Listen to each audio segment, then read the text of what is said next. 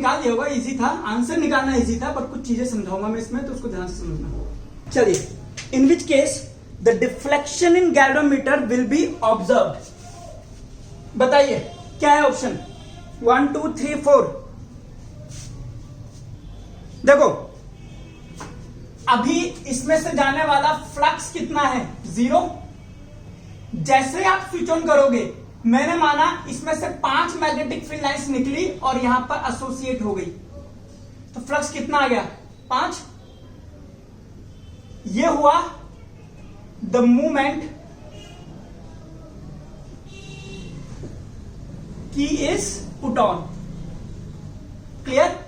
और उसके बाद में फ्लक्स 5 ही रहेगा, करंट जाता रहेगा, मैग्नेटिक फील्ड आता रहेगा। After some time, clear, no change, no electromagnetic induction. Clear. अब ये फिर से आपने स्विच ऑफ कर दिया, तो 5 से 0, यहां पर ईएमआई आएगा, यहां भी ईएमआई आएगा। कब? जब यहां से यहां जाओगे।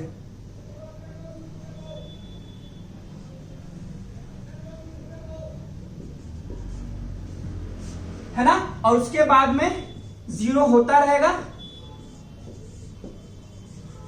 After some time. तो जस्ट आपने जब स्विच ऑन करा है तब फ्लक्स में चेंज देखने को मिलेगा, तब आपके पास इंड्यूस करंट आएगी, उसके थोड़ी देर बाद नहीं आएगी, और फिर आपने जस्ट जब इसको ऑफ करा है तब फिर से फ्लक्स में चेंज आएगा और फिर से ईएमआई आएगी और उसके बाद नहीं आएगी। तो इसका ऑप्शन जाएगा फर्स्ट एंड थर्ड।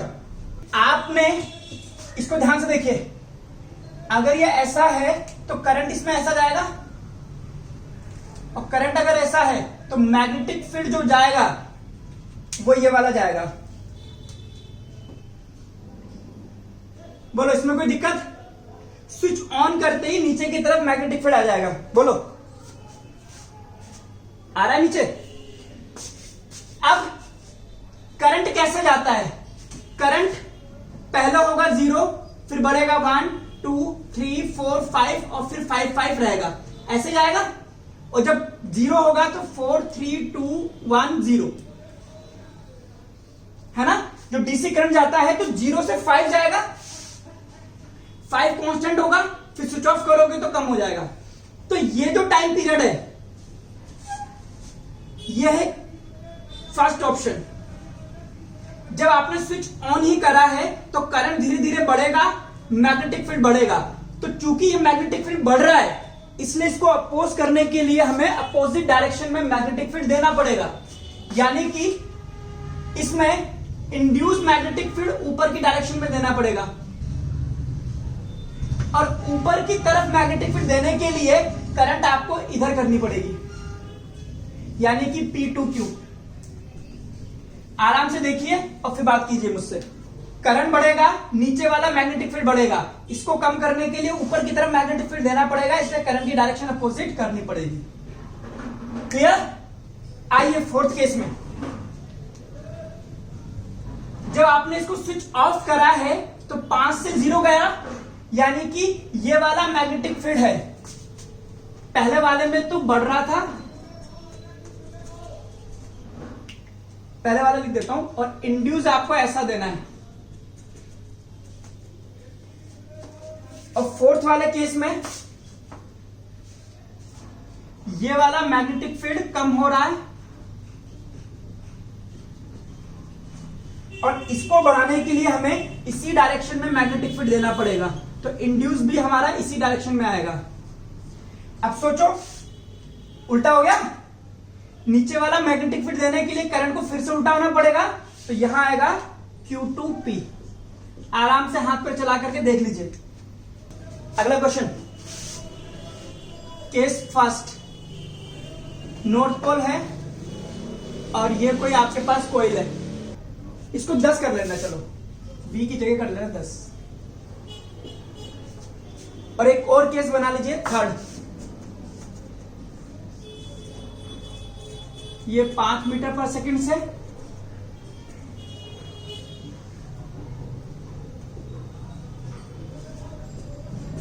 ये भी 5 मीटर पर सेकेंड से। 3 केस हो गए।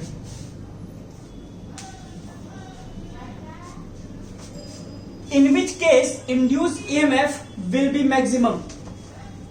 इनके बीच की डिस्टेंस 1 सेकंड में 10 मीटर से कम हो जाएगी।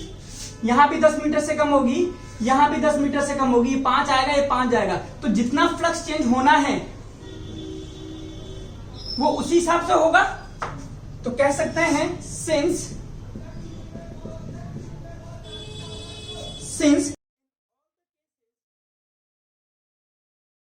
चलिए अगला क्वेश्चन।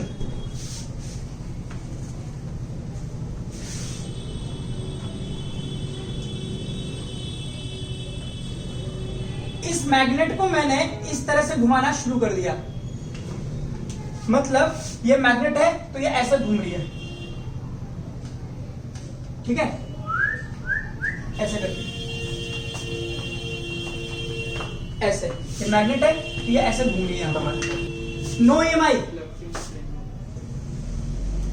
यार अगर इसमें से 10 लाइनें निकल रही हैं तो इसको घुमाते जाओगे तो 10 ही तो निकलेगी, कोई डिस्टेंस थोड़ा चेंज हो रही है। तो no flux change, no EMI, no induce current, कुछ नहीं हो रहा है इसमें, करंट ही नहीं आएगा। हाँ इसको आगे पीछे करोगे तब आएगा। अब मैं एक पाइप पकड़ करके पाइप घुमाऊं तो निकलने वाला पानी थोड़ा चेंज हो जाएगा।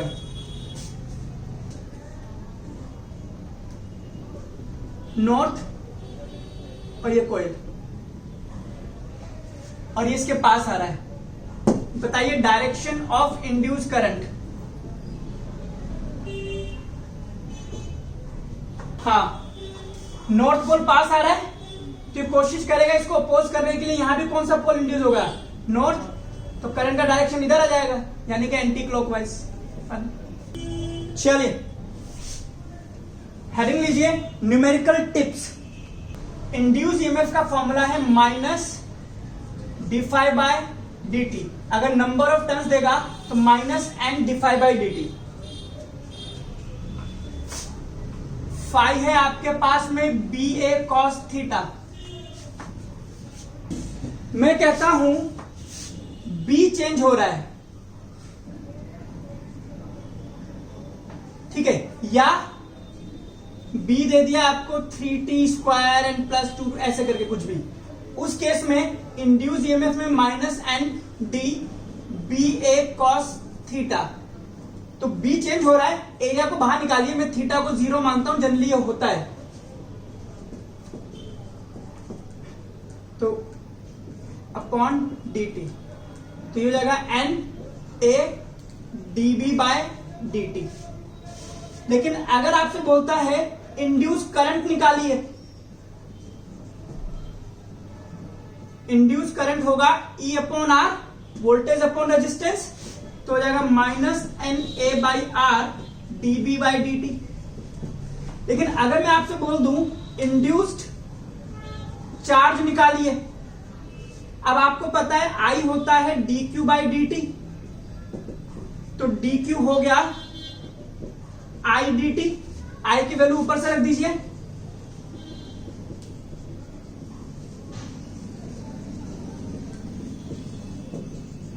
इंटू डी टी, और ये डी टी से डी टी कट गया, यानी कि इसका करना पड़ेगा अब आपको इंटीग्रेशन। तो डी क्यू हो गया minus N A by R integration of D B, ठीक है। मतलब induce charge does not depend on time।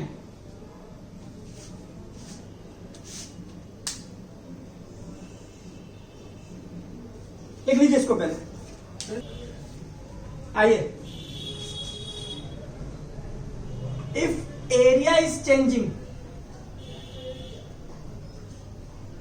और थीटा अगर 0 है तो minus N D B A by D T जब आप लगाएंगे तो माइनस एन बी बाहर आ जाएगा, D A by D T से काम चलेगा। और अगर आपको इंड्यूस करंट निकालनी है तो तो उसको E बाई आर कर देना, यानी कि simply NBR upon DA by DT कर देना। अगेन इंड्यूस चार्ज निकालना है, तो DQ हो जाएगा I DT, I की वैल्यू रखेंगे, DT से DT यहां भी कटेगा।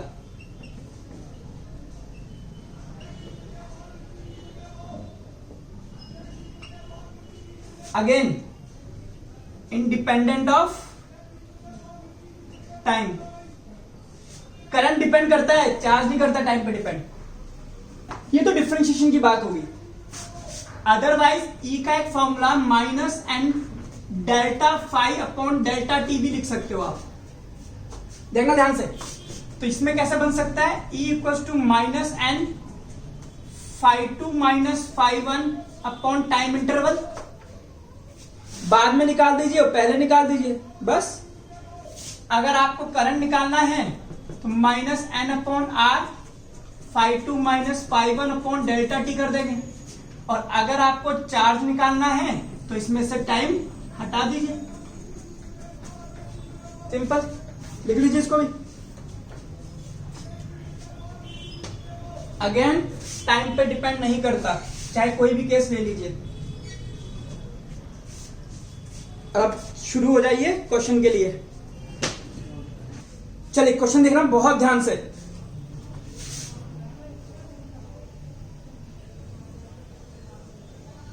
ये कोई सोलेनॉइड है, ठीक है, और ये इसमें जा रहा है करंट।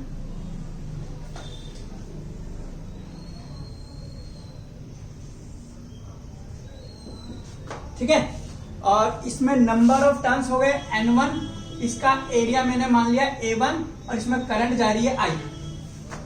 ठीक है, अब यहां पर एक कोयल रखी है इस तरह से, ठीक है, और इसमें नंबर ऑफ टर्न्स है N2, इसका एरिया है A2, और ये लेंथ है L। ड्रॉ कीजिए, अब फिर क्वेश्चन लिखिए।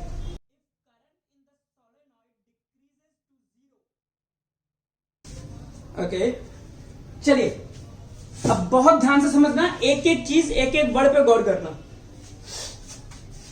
इसमें करंट जाएगा तो इसमें मैग्नेटिक फील्ड आएगा, क्लियर है। इस मैग्नेटिक फील्ड की वैल्यू होगी पहले वाले के कारण ना, mu not an I upon L, clear. क्या ये पूरा का पूरा मैग्नेटिक फील्ड इससे एसोसिएटेड है? इसमें तो सिर्फ इसका एक छोटा सा पार्ट जा रहा है, इतना। और इसके लिए फॉर्मूला लगाएंगे, induce EMF is equal to minus N delta phi upon delta T, क्योंकि कोई टाइम की इक्वेशन नहीं दे रखी कि आपको डिफरेंशिएशन करना पड़ जाए। किसके नंबर ऑफ टर्न्स है ये? इसके, तो इसके नंबर ऑफ टर्न्स, इसमें आने वाला ईएमएफ। आइए, phi two minus phi one upon time interval था T। पहले कितना फ्लक्स जा रहा था? ये कौन सा फ्लक्स है? यह है फ्लक्स लिंक्ड विद कॉइल। तो मैग्नेटिक फील्ड किसका? बाहर वाले का, इनटू एरिया किसका? कॉइल का। इस पूरे का कितना पार्ट इसमें से जा रहा है? डायरेक्शन वही है, थीटा 0। B1 हो गया mu naught N1 I upon L into A2, ये हो गया फाई 1। बट बोलता है सेकंड केस में फ्लक्स हो गया 0, और यहां से यहां जाने में टाइम लगा था T, clear. Put the values, तो E2 हो जाएगा माइनस N2, फाई 2 हो गया 0 minus mu naught N1 I A2 by L upon T। तो इंड्यूस ईएमएफ हो गया mu naught N1 N2 A2 I upon L। T है, साइलेंट है ना।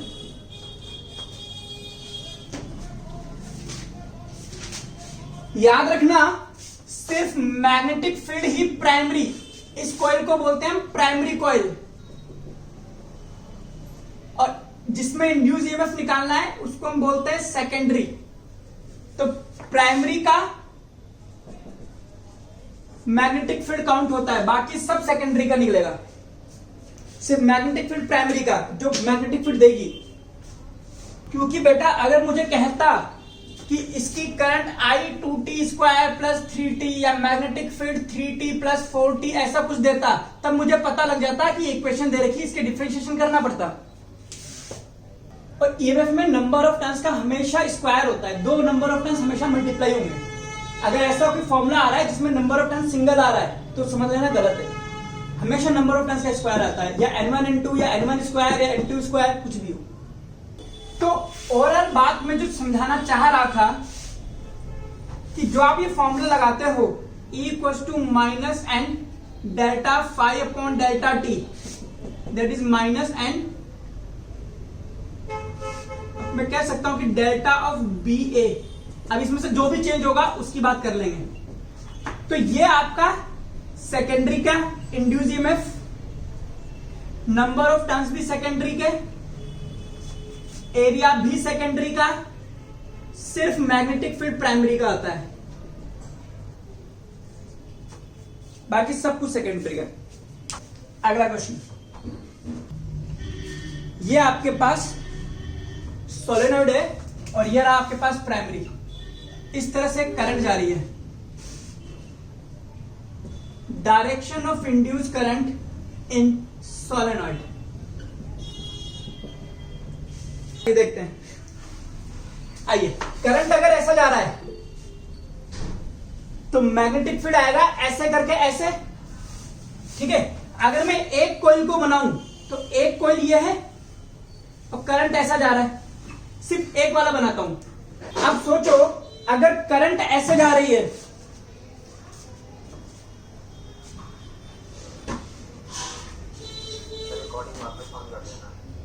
कर दी बेटा, करंट ऐसा जा रहा है तो इसका मैग्नेटिक फील्ड ऐसा आएगा, यानी कि इस तरह से, है ना, और इसमें करंट नीचे आएगी, यानी कि ये वाला, यानी कि मैग्नेटिक फील्ड ये रहा और इसका प्लेन भी ऐसा ही है। तो इस कॉइल से जाने वाला फील्ड कितना है? 0। बोलो, मैग्नेटिक फील्ड भी ऐसा ही है, कॉइल भी ऐसी है, तो इसमें से पार कितना होगा? नहीं होगा। तो कह सकेंगे no field is linked with solenoid, so no electromagnetic induction. ये मैग्नेटिक फील्ड है आपका, सिर्फ न्यूमेरिकली करना है। हमें थ्योरी हमें जितनी पढ़नी थी पढ़ चुके हम। हाँ, अभी न्यूमेरिकल एक आधे कोई डिवाइस होगी तो देख लेंगे। ये आपके पास कोई करंट कैरिंग लूप है और ये इधर एंट्री करता है। नंबर 1 एंट्री करता है, नंबर 2 एंट्री कर चुका है, फिर ऐसे आता है, और नंबर 3 में ये बाहर निकलता है। 3 केसेस है आपके पास। इन तीनों केसेस में DOI बताइए, direction of induce current in all the 3 cases. ये इधर जाता है v वेलोसिटी से।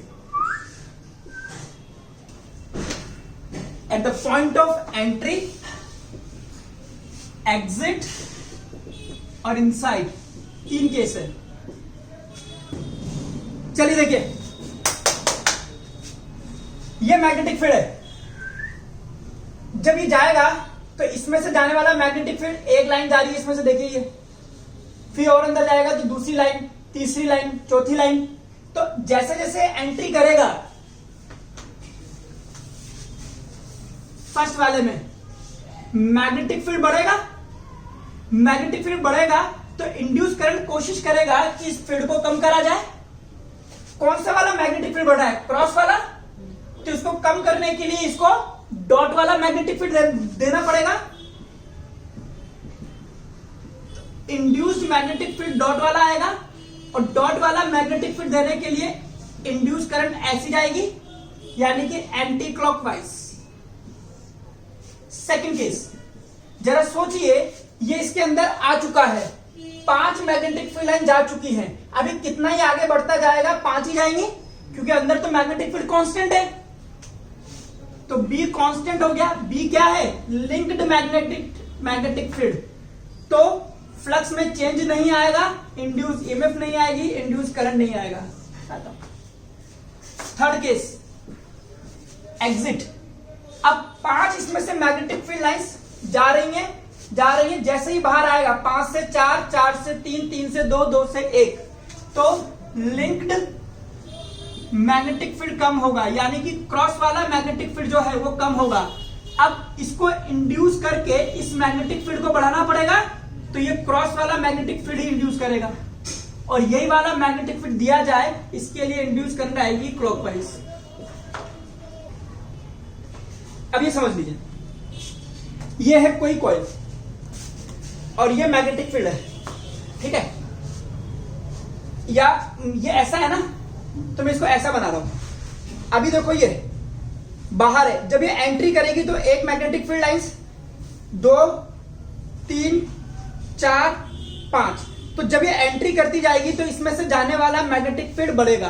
कौन सा वाला मैग्नेटिक फील्ड बढ़ रहा है? क्रॉस वाला। तो क्रॉस वाला मैग्नेटिक फील्ड बढ़ रहा है, इसको अपोज करना है। इसको अपोज करने के लिए इंड्यूस मैग्नेटिक फील्ड कैसा जाएगा? डॉट, और डॉट के लिए इंड्यूस करंट आपके पास ये आएगी। अब जरा सोचो, ये आ चुका है, 5 मैग्नेटिक फील्ड लाइन जा रही है, तो अभी आगे जाता जाएगा तो 5 ही जाती जाएंगी, क्योंकि अंदर तो यूनिफॉर्म मैग्नेटिक फील्ड है, तो अंदर कोई फ्लक्स चेंज नहीं होगा, तो इंड्यूस करंट और कुछ नहीं आएगा। अब सोचिए एग्जिट के टाइम पर 5 जा रही है, अब जैसे जैसे ये एग्जिट करेगा इसके बाहर आ जाएगा, तो ये मैग्नेटिक फील्ड कम हो गया, 4 बचे, फिर ये कम हो गया, इधर वाला देखो 3 बचे, फिर ये कम हो गया, 2 बचे, फिर 1 बचा, फिर 1 भी नहीं बचा। तो जैसे जैसे बाहर जाएगा तो ये अपने मैग्नेटिक फील्ड से बाहर निकल जाएगा, क्रॉस वाला मैग्नेटिक फील्ड टाइम के साथ कम होगा, तो इंड्यूस भी क्रॉस वाला ही देना पड़ेगा। उसको बढ़ाना है, बढ़ाने के लिए आपको करंट ऐसी देनी पड़ेगी। चलिए एक क्वेश्चन दे रहा हूं, आप घर पे ट्राई करना। आप उस सोलेनोइड वाला डायग्राम दोबारा बनाइए, सेम डायग्राम कॉपी कीजिए, ये वाला।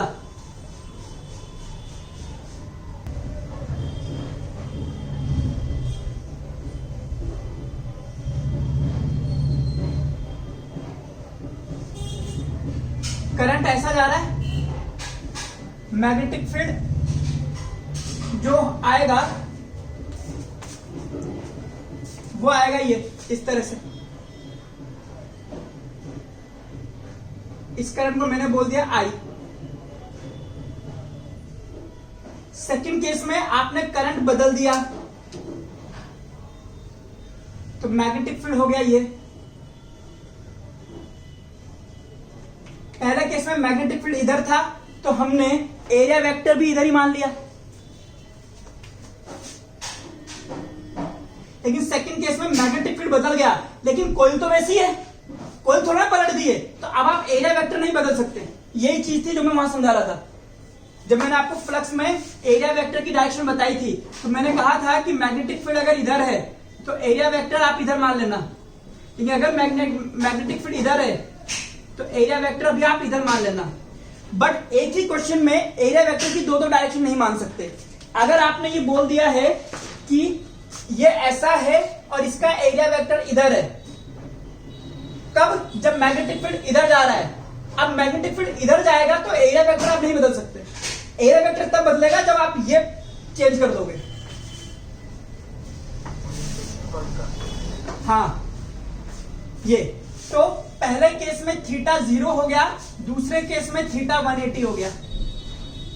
यहां पर फ्लक्स पहले केस में आएगा बी, जितना आ रहा है बी की वैल्यू यहां से लग देंगे μ0 ni1 n अपॉन l और a, लेकिन यहां पर रखेंगे बी ए कॉस 180 यानी कि माइनस बी ए। अब आइए induce current, induce EMF minus n phi2 minus five one upon T minus N2। Second वाले का फाइव टू की वैल्यू रखिए माइनस बी ए माइनस फाइव वन की वैल्यू रखिए बी ए अपॉन टी। कितना हो गया ये माइनस टू N2 बी की वैल्यू रख बी ए अपॉन टी।